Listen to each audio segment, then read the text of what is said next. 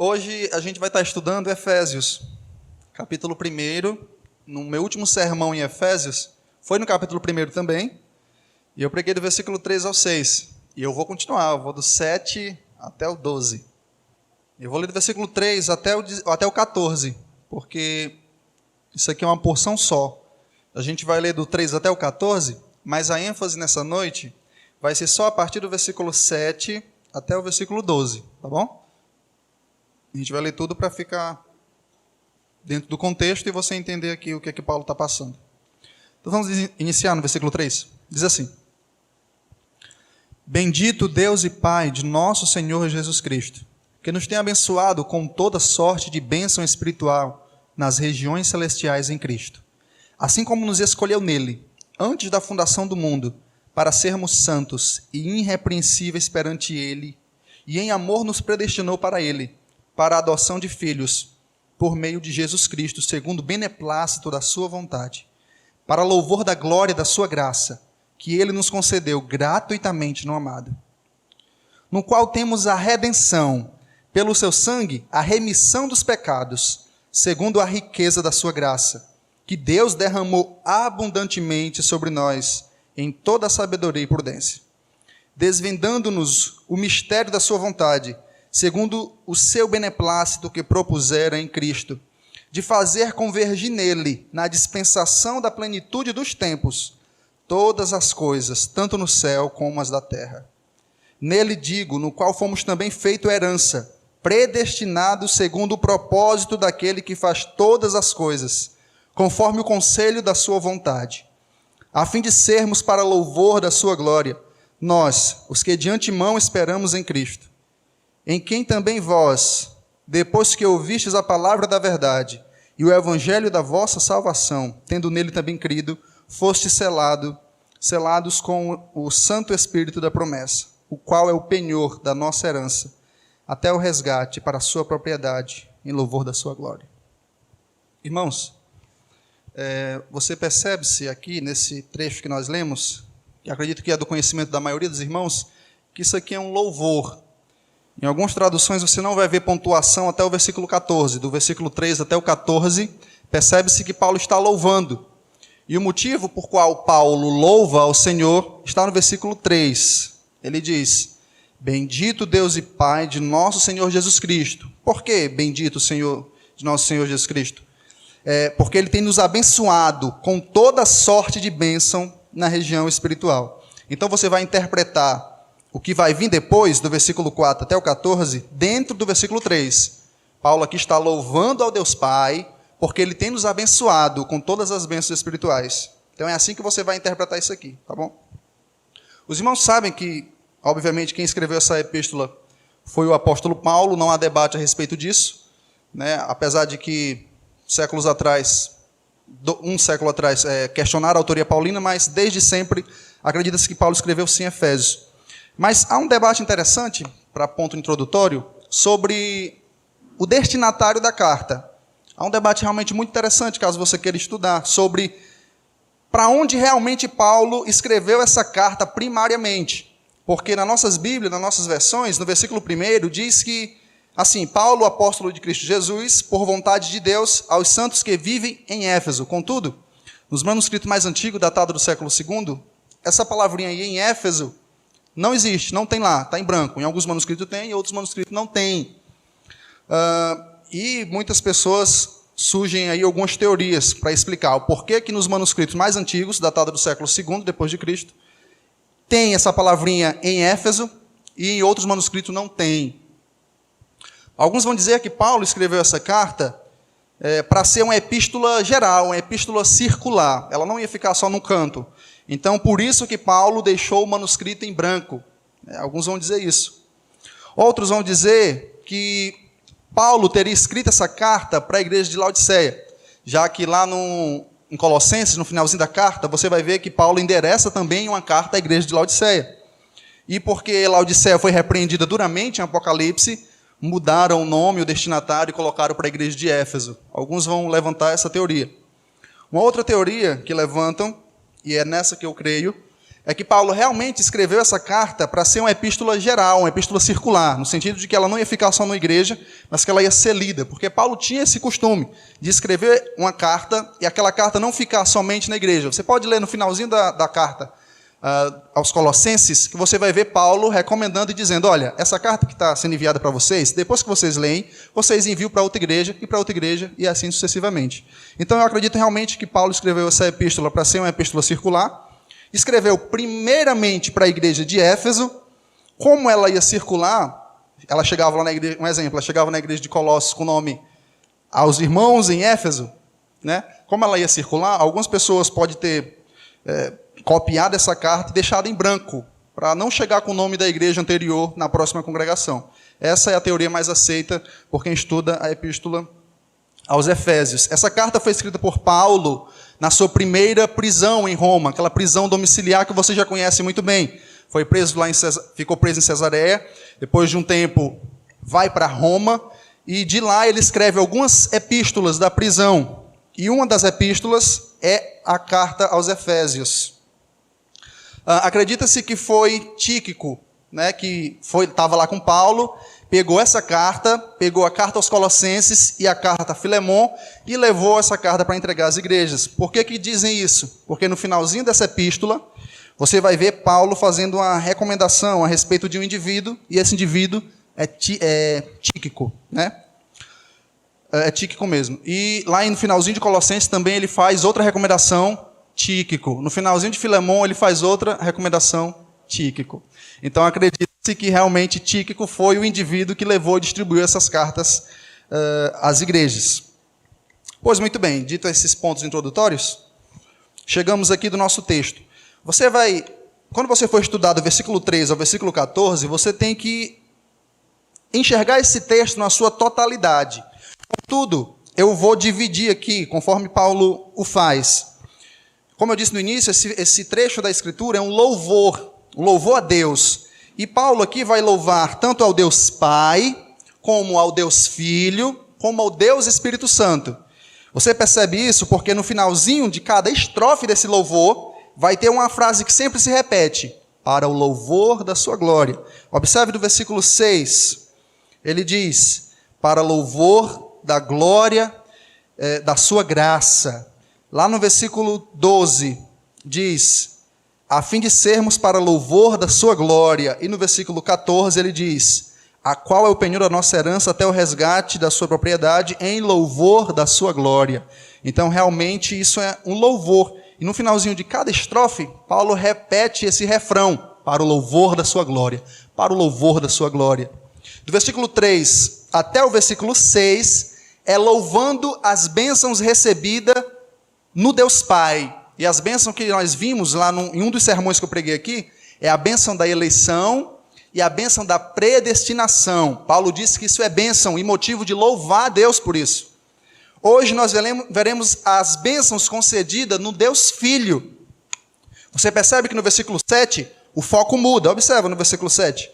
No qual temos a redenção pelo seu sangue, a remissão dos pecados. Veja, o foco agora está mais no Deus Filho e não no Deus Pai, como é tratado no início. E por último, em outro sermão, nós trataremos as bênçãos concedidas no Deus Espírito Santo.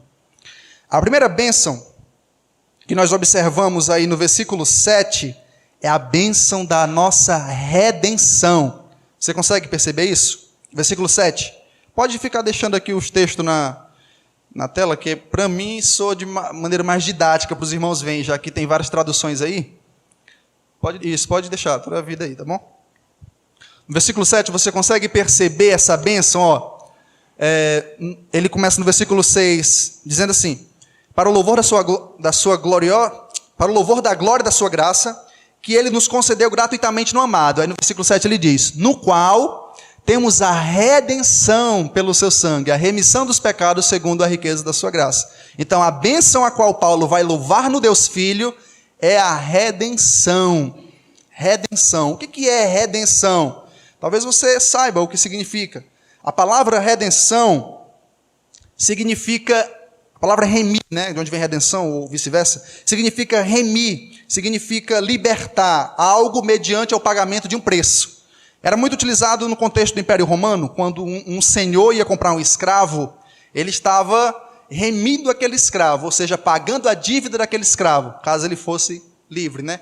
É a mesma palavra que Paulo utiliza no versículo 7, quando ele fala de redenção. É a ideia de um senhor pagando um preço por alguém ou por algo. E quando se fala de redenção, nós não podemos deixar de pensar no nosso Redentor, Cristo morrendo naquela cruz. Você sabe, está cansado de saber e já leu em todas as Escrituras, como nós estávamos perdidos, como nós estávamos mortos. Paulo vai dizer no capítulo 2 que nós éramos por natureza, ou seja, nascemos filhos da ira, não merecíamos nada senão a condenação de Deus. É claro que hoje em dia, se você disser para um indivíduo que ele é pecador, que ele é mau, que ele é depravado, é perigoso você se meter em problemas, porque o mundo hoje dá novos rótulos para o pecado, né? Alguma coisa que é errado, que é pecado, que não vem a palavra de Deus, ele dá um novo rótulo, ele exalta a liberdade. Não, isso é a nossa opinião, é o nosso pensamento, como se isso fosse alguma chave para podermos pecar em paz. Contudo, o ciclo do texto vem seguindo. Nós estávamos perdidos, condenados ao fracasso, à perdição eterna. O Deus Pai, lá na eternidade, escolhe alguns para a salvação e deixa outros para a condenação. E no Deus Filho é onde ele vai pagar esse preço. E devemos considerar duas coisas a respeito do caráter do nosso Redentor, que é Cristo Jesus. Primeira coisa é que ele deveria ser perfeito, deveria ser santo. Porque se outra pessoa fosse morrer por nós, e essa pessoa tivesse pecado, ela só estaria recebendo aquilo que ela merece, que é a condenação eterna. Então, o caráter do nosso Redentor, ele deveria ser inteiramente santo, inteiramente perfeito, e assim foi. A Bíblia vai dizer em Hebreus que Cristo viveu como nós, contudo, ele não tinha pecado, não tinha falha no seu caráter. Cristo, não existiu um momento na vida de Cristo, um só segundo, um só milésimo, onde Cristo não amou Deus Pai de toda a mente, de todo o coração, com todo o entendimento, com toda a força. Contudo, talvez não exista um só milésimo que nós amemos Deus dessa forma. Então, o nosso Redentor era íntegro no seu caráter, era santo, era perfeito, e assim tinha que ser para que ele pudesse nos remir, pagar a nossa dívida. Uma segunda coisa que podemos perceber do caráter do nosso Redentor é que ele deveria ser tão grandioso, tão valioso na proporcionalidade do ofendido. Quem foi o ofendido por nossos pecados e nossas falhas? Deus.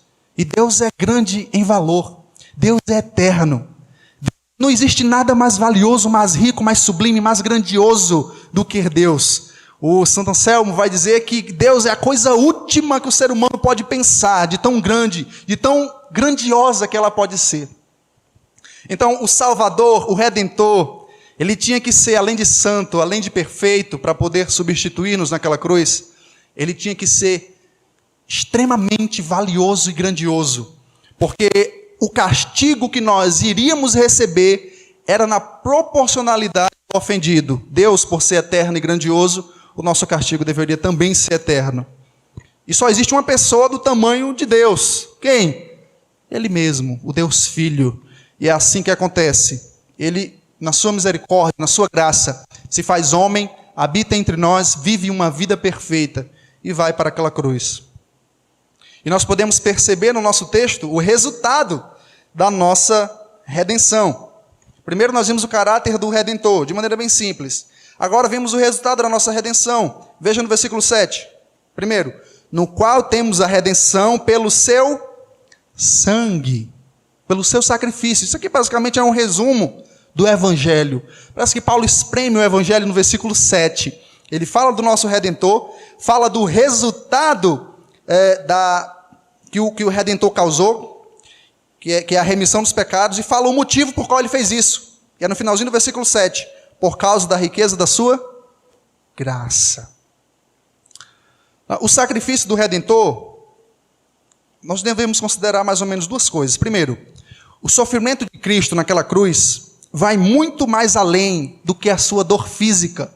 Você já assistiu aqueles filmes da Paixão de Cristo? E você observa Cristo todo ensanguentado, Cristo todo cuspido, todo martelado, todo espremido, todo esmagado naquela cruz. E você olha para os outros dois ladrões e eles estão ali suaves. Eles não estão tão machucados, eles não estão tão destruídos. O que é que aquele filme quer passar para nós? Quer passar que o sacrifício de Cristo o sofrimento de Cristo foi só em dor física, foi só físico, foi só os cravos nas mãos, foi só as chicotadas, foi só a humilhação. Contudo, o sacrifício de Cristo naquela cruz transcende em muito somente os cravos, somente os açoites, somente a dor física naquela cruz. Porque na cruz Cristo estava sofrendo o inferno de Deus. Na cruz Cristo estava sofrendo o inferno de Deus. Era necessário que Deus não tivesse dó, não tivesse pena, não tivesse misericórdia do seu filho, porque ele estava assumindo o meu e o seu lugar. Era necessário que Deus descesse realmente a sua ira com todo gás, com todo furor, de maneira que esmagasse. Essa é a linguagem do profeta Isaías. Ele foi moído, ele foi esmagado por causa dos nossos pecados. Para você ver como Deus detesta o pecado, como Deus odeia o pecado. Em Cristo Jesus naquela cruz, o seu sofrimento vai muito mais além do que só os cravos, muito mais além do que só as chicotadas. Ele foi esmagado, ele foi moído por causa da ira de Deus. O sacrifício de Cristo tinha que satisfazer completamente a ira de Deus. No Antigo Testamento, a linguagem que é utilizada é o cálice da ira de Deus. E pode acreditar que em Cristo Jesus, esse cálice foi derramado até a última gota. Ele foi esmagado, moído, literalmente, naquela cruz. Não foi só a dor do cravo, a dor das chicotadas, não. Ele realmente sofreu o inferno naquela cruz. O caráter do Redentor, o sacrifício do Redentor, que ele diz aí, o preço foi o seu sangue, no versículo 7, na qual temos a redenção pelo seu sangue, esse foi o preço. E depois a remissão dos pecados, ou seja, esse é o resultado do sacrifício de Cristo Jesus. Qual é o resultado? A remissão dos pecados. E aqui, meu amigo, esse resultado é de maneira completa. Não é só de maneira passiva, mas de maneira ativa. Quando Cristo morre naquela cruz, ele paga 100% dos nossos pecados. Não é somente os nossos pecados passados ou os pecados presentes, mas é tudo. Quando Cristo morre naquela cruz, assume o meu lugar, assume o seu lugar, ele está pagando o pecado presente, passado e futuro. Ele quitou tudo. A linguagem do texto bíblico aí é a remissão dos pecados, ou seja, a remoção da culpa. Diante de Deus, você não é mais considerado culpado. Cristo olha para você e vê Deus Pai, olha para você e vê Cristo Jesus. Você foi remido, o preço foi pago, e o preço foi o seu sangue. E o resultado é a remoção da culpa do pecado. Quando Deus Pai olha para você, ele não diz culpado, ele diz inocente, foi pago. Foi pago. Então a remoção da culpa é de maneira eficaz e de maneira completa naquela cruz. E isso tem duas implicaçõezinhas que muita gente não gosta. Primeira, é que o sacrifício de Cristo naquela cruz, ele é completo e eficaz. Contudo, você lembra aqui que a primeira bênção que Paulo louva é a bênção da eleição e a bênção da predestinação. Então, por quem Cristo morreu naquela cruz? Cristo morreu por toda a humanidade? Ou Cristo morreu pelos seus eleitos, descrito no versículo 3 até o 6? E se você seguir a lógica do texto, você vai ver que Cristo morre pelos eleitos. Cristo não morre por todas as pessoas do mundo. Por quê? Porque o sacrifício de Cristo é completo. Se ele tivesse morrido por todo mundo, ele teria pago o pecado de todo mundo. E logo todo mundo seria salvo. É por isso que eu não encontro lógica em outra doutrina que não seja dessa forma. Porque se você seguir logicamente o texto, você vai chegar a essa conclusão. O sacrifício de Cristo era eficaz e perfeito. Ora essa, se você dizer que Cristo morreu por todas as pessoas de maneira indistinta, morreu por todo mundo, você vai ter um problema, porque o sacrifício de Cristo, em algum grau, ele foi ineficaz.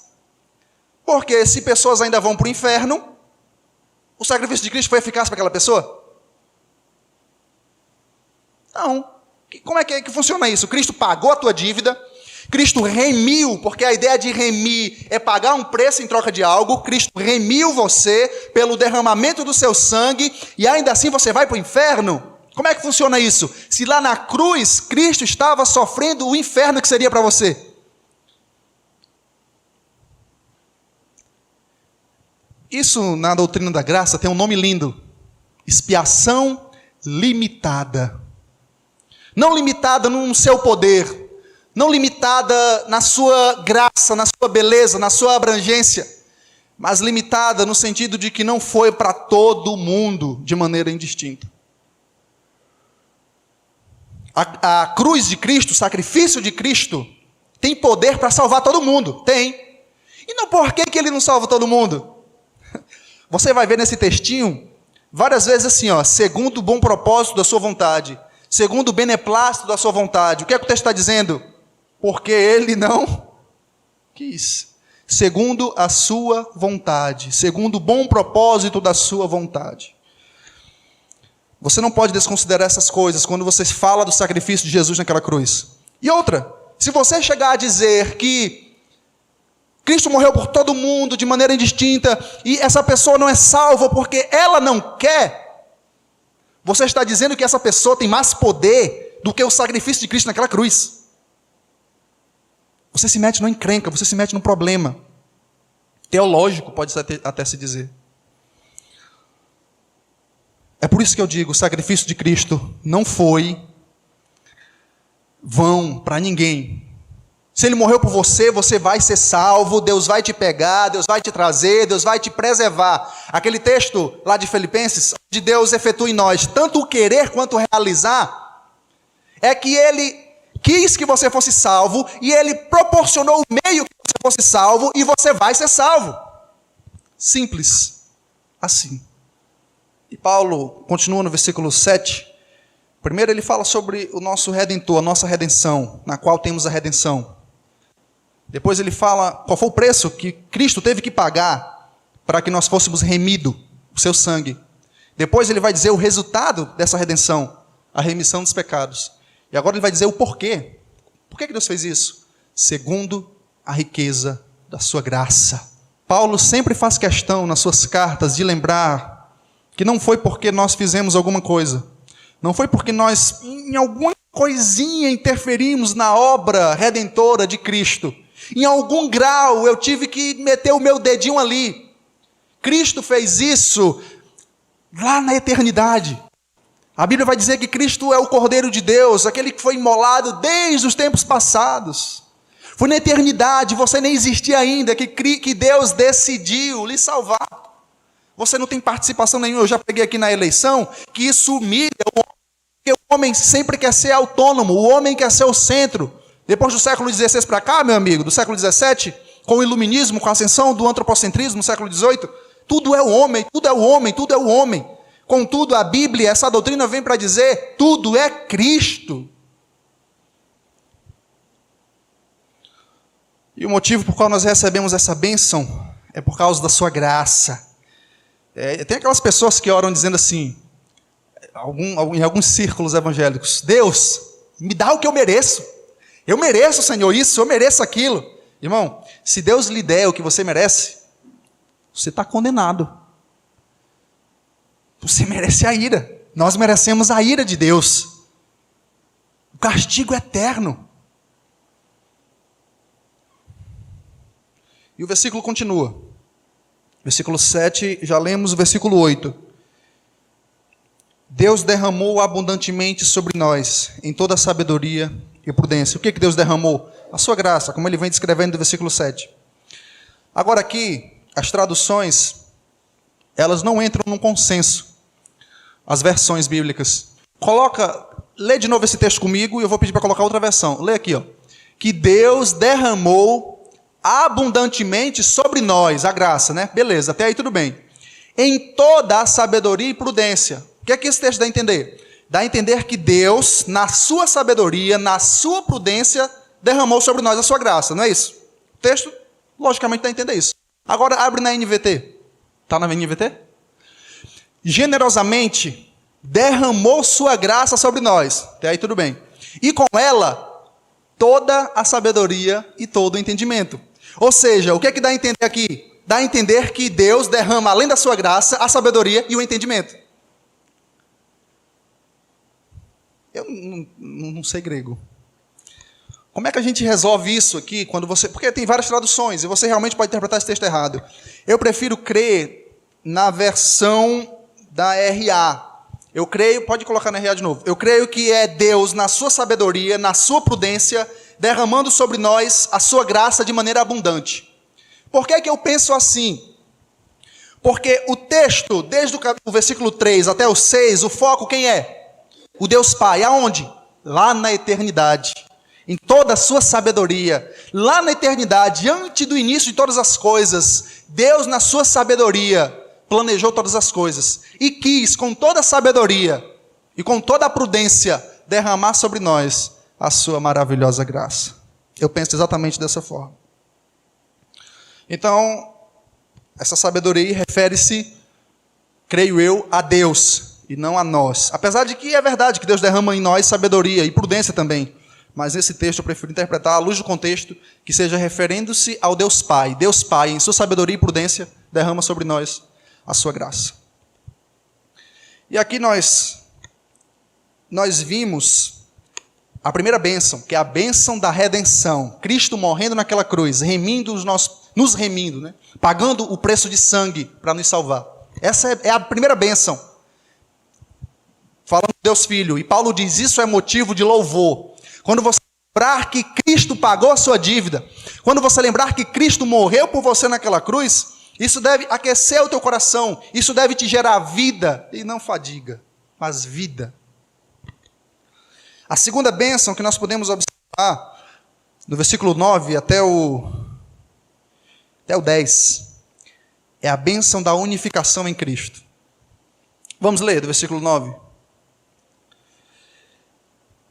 Vamos lá? Desvendando-nos, isso aqui é interessante, desvendando-nos o mistério da sua vontade, segundo o seu beneplácito que propusera em Cristo.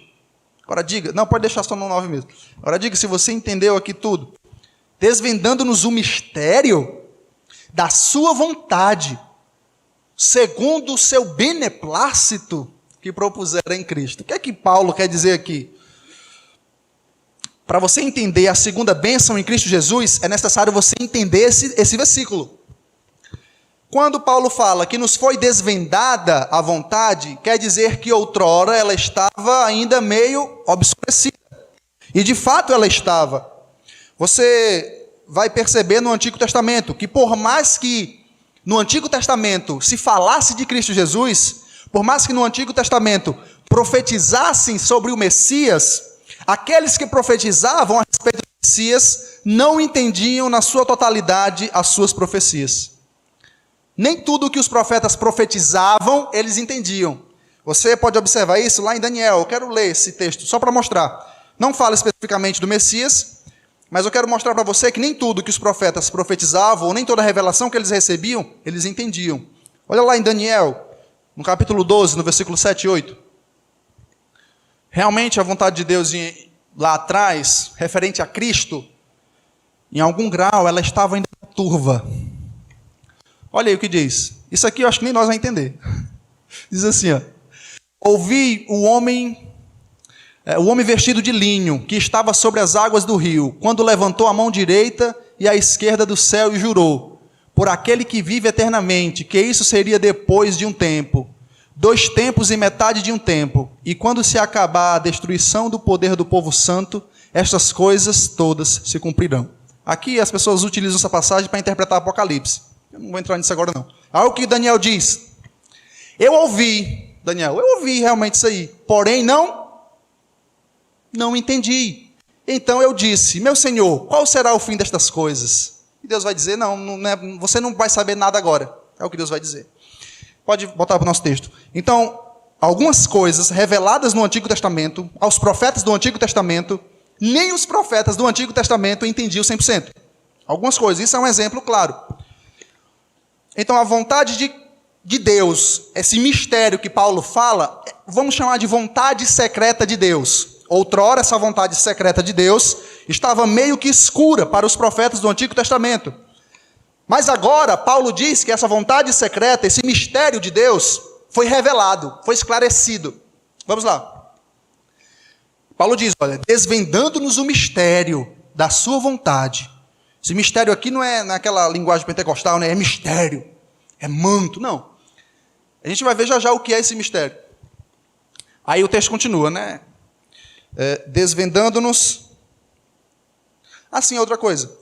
Há quem acredite que a bênção que Paulo está descrevendo aqui nesse texto, do versículo 9 ao 10, é a bênção de Deus revelar o seu mistério. Né? Deus está revelando o seu mistério. E isso, alguns estudiosos vão dizer que essa é a bênção que Paulo quer dar ênfase.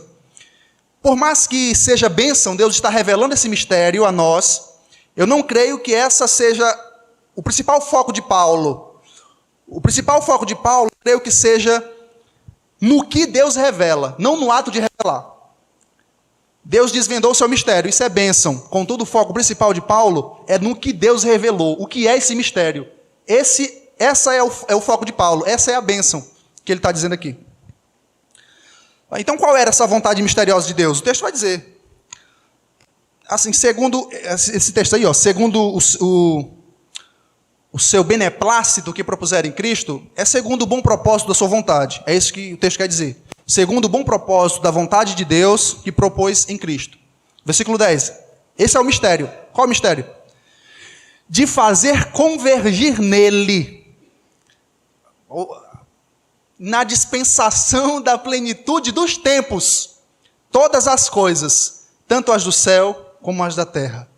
O que é que Paulo quer dizer? Na plenitude dos tempos, convergir nele. Essa é a bênção que Paulo está dizendo.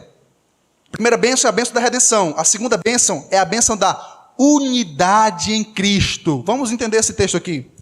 Essa é a vontade secreta de Deus, que os profetas não entenderam bem, e que Deus em Cristo revela a nós. Essa é a vontade, essa é a bênção. Vamos entender esse versículo direitinho. A palavra convergir, essa palavrinha aí, no original, é uma frase assim. Ela significa colocar sob a autoridade de um cabeça. Essa palavra convergir foi traduzida como convergir, mas lá está escrito basicamente assim: colocar algo sobre a autoridade de um cabeça. E essa palavrinha, essa frase aí, dispensação da plenitude dos tempos, significa no momento oportuno que Deus decretou, no momento certo. Então ficaria mais ou menos assim, no tempo que Deus já determinou, o versículo ficaria mais ou menos assim, de maneira fácil. No tempo que Deus já determinou em seus desígnios, todas as coisas, tanto no céu como na terra, está sob a autoridade de Cristo Jesus. É isso que o versículo quer dizer. Que no tempo que Deus determinou, todas as coisas, tanto no céu como na terra, estão sob uma cabeça, ou seja, sob a autoridade de Cristo Jesus. É isso que esse textinho quer dizer. E Paulo diz, essa é a bênção. É a bênção que Deus revelou. Isso é o diabo querendo atrapalhar. É bênção que Deus revelou a sua vontade. Mas uma bênção ainda superior é a vontade revelada, ou seja, de fazer convergir, de colocar junto ali, debaixo da autoridade, da cabeça do Criador, que é Cristo Jesus. E vamos entender as implicações disso. A propósito, nessa carta aos Efésios, Paulo vai abranger mais essa ideia de mistério. Lá no capítulo 3, vamos dar uma lidinha. Ele vai dizer que, além de convergir em Cristo todas as coisas, em Cristo também foi incluído os gentios. Vamos ler. Efésios capítulo 3. A partir do versículo 3.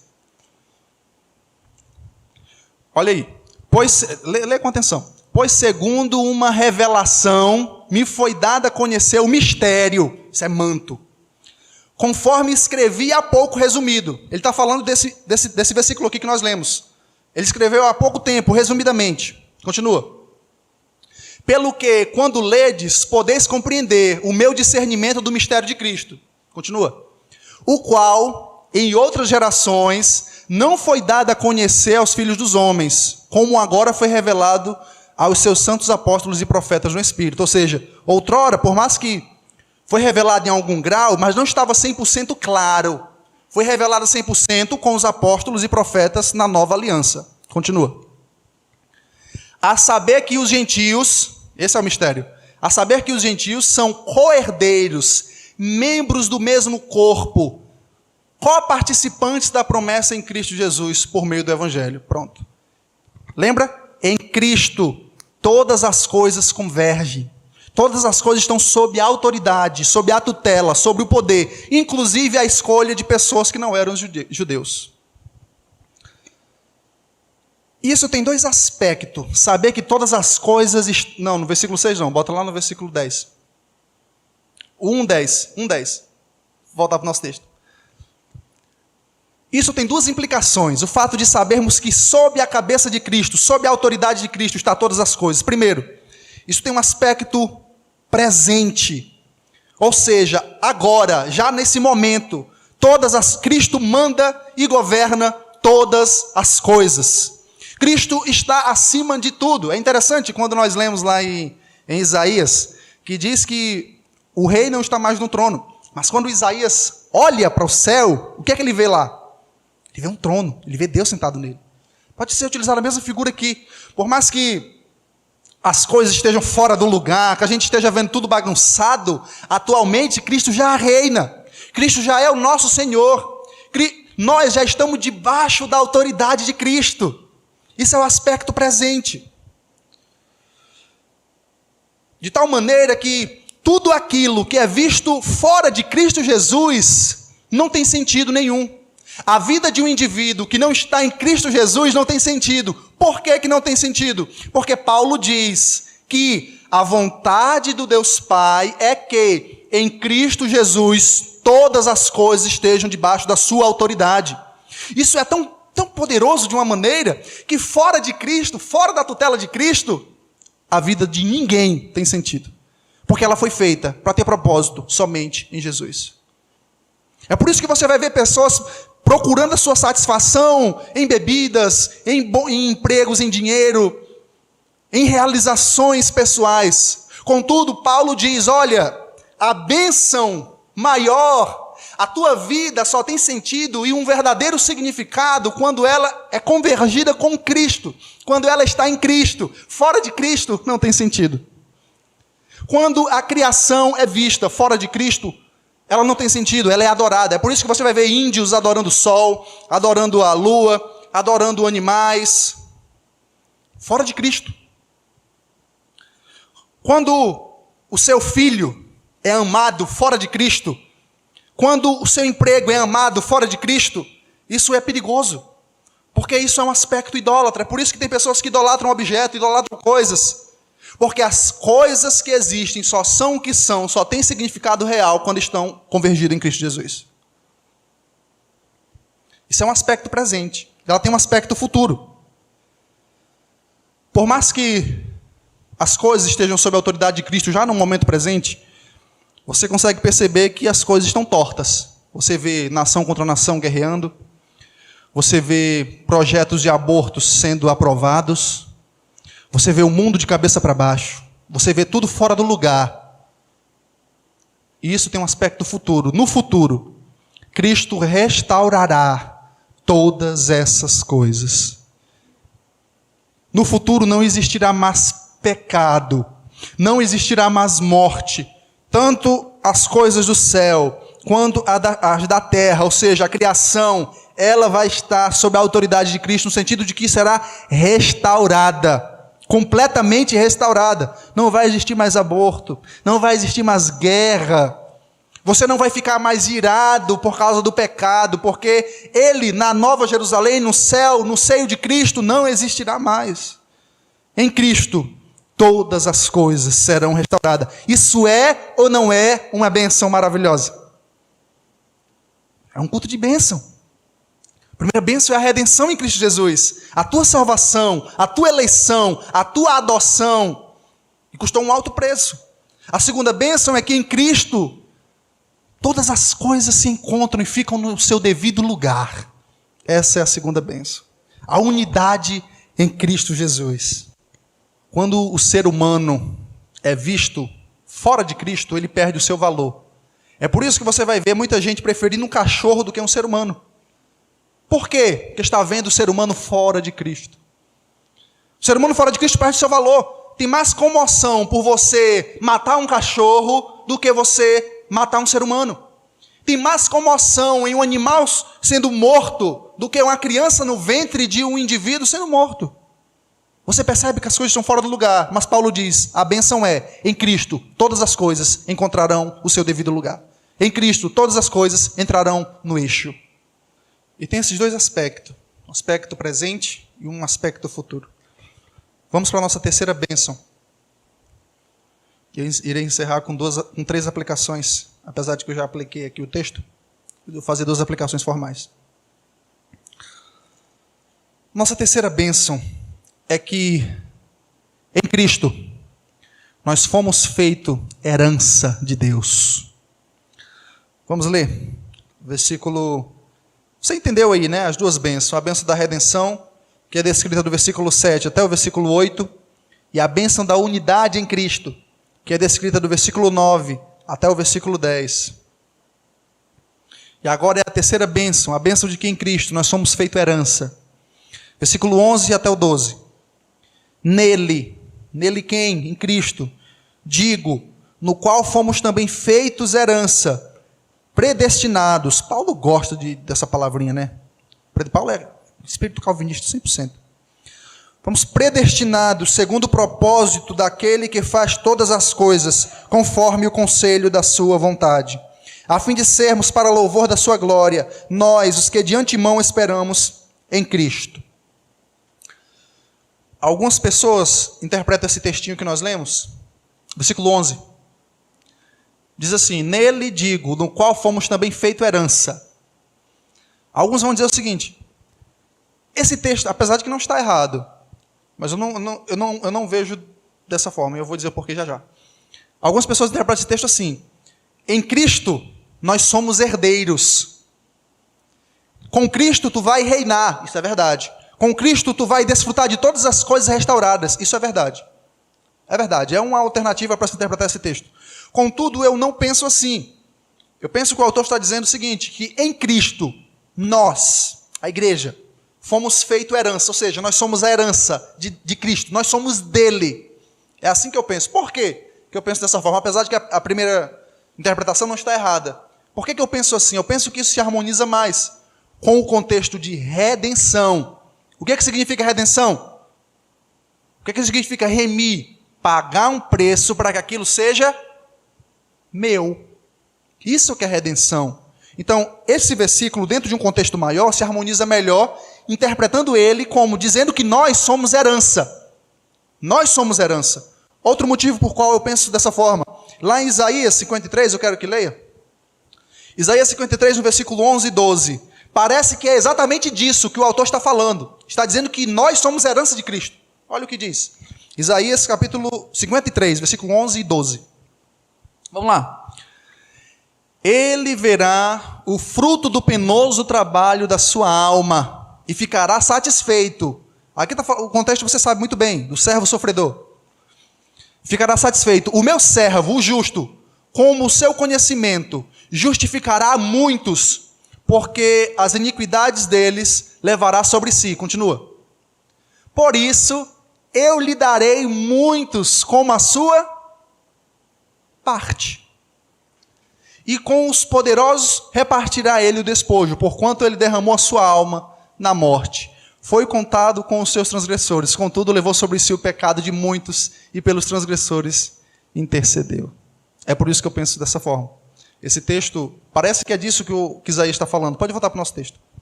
Por isso que eu interpreto esse texto dizendo que nós somos herança de Cristo Jesus, e não o oposto. Apesar de que o oposto também é verdade. Paulo conclui aí, e essa é a nossa bênção. Nós somos de Cristo, nós pertencemos a alguém, nós temos um dono. Isso tem várias implicações. Primeiro é que nós não dependemos de sorte nenhuma, porque temos alguém cuidando de nós. Nós não somos jogados ao acaso. Nós não precisamos contar com a sorte, porque nós somos herança de Cristo, nós temos um dono, nós temos alguém por nós.